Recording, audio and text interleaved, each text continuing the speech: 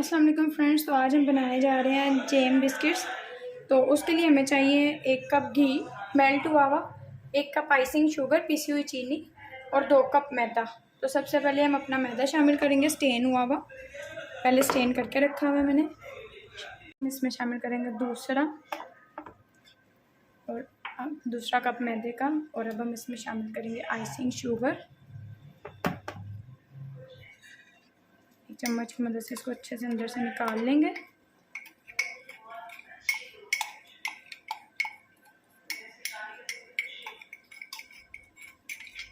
अब हम इसको पहले मैदे को और चीनी को अच्छे से मिक्स करेंगे। और जो भी मेरे चैनल पे नए हैं वो अभी जाके मेरे चैनल को सब्सक्राइब करें और कमेंट में लाजमी बताइएगा कि वीडियो कैसी लगी आपको। अच्छे से मिक्स करेंगे इसको ताकि जो चीनी और मैदा वो एक जान हो जाए हमारा।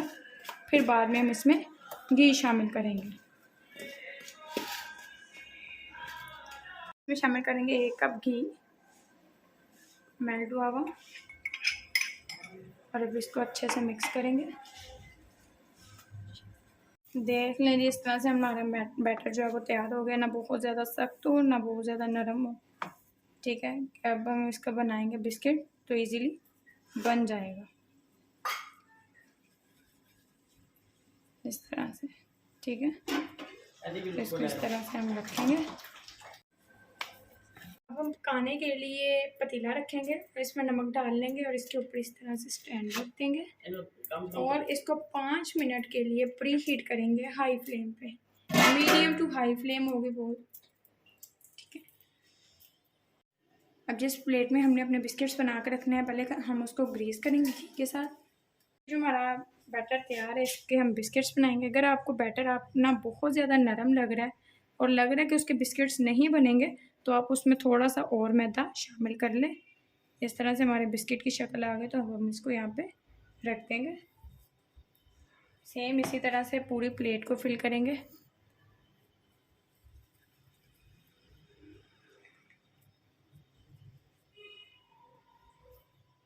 आप चाहें मदद से इसके अंदर इस तरह से होल कर लेंगे। आप चाहें तो किसी भी चीज़ की मदद से कर सकते हैं। वो मुझे बहुत ज़्यादा छोटा लग रहा है तो इसलिए मैं दूसरा स्पून इस्तेमाल कर रही हूँ, क्योंकि इसके अंदर हमने अपने जैम को फिल करना है। बहुत ज़्यादा दबा के भी ना कीजिएगा, बिस्किट टूट जाएगा, क्योंकि जो हमारा बिस्किट है वो बहुत ज़्यादा नरम है। मैं अपना जैम शामिल करेंगे।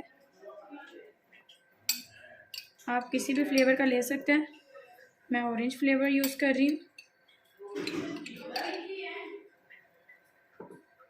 इसलिए जी हमारे बिस्किट जो है वो सारे तैयार हो चुके हैं। अब हमारा जो पतीला वो भी प्री हीट हो चुका है, ऊपर देखिए गर्म हो चुका है। अब हम प्लेट जो है वो बड़े आराम से ध्यान से इसके अंदर रखेंगे।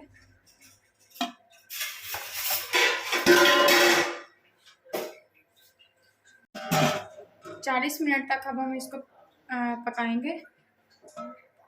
और ये वाला जो हमारे बिस्किट्स हैं इसको थोड़ा सा फासले पे कर देंगे, जब पकेंगे तो फिर ये साथ जुड़ जाएंगे।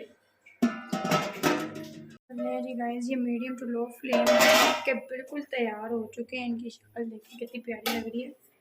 तो ध्यान से निकाल लें क्योंकि पतीला बहुत ज़्यादा गर्म है, थोड़ा सा भी लगा तो हाथ जल जाएगा।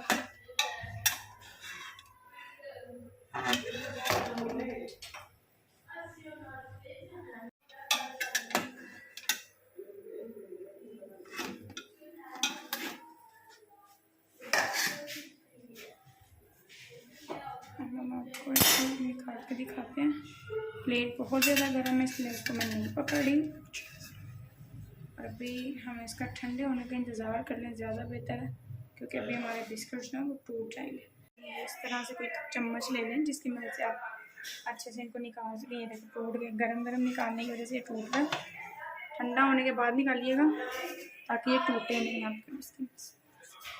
तो नहीं जी, आज की हमारी अब ठंडा होने के बाद ही निकालें।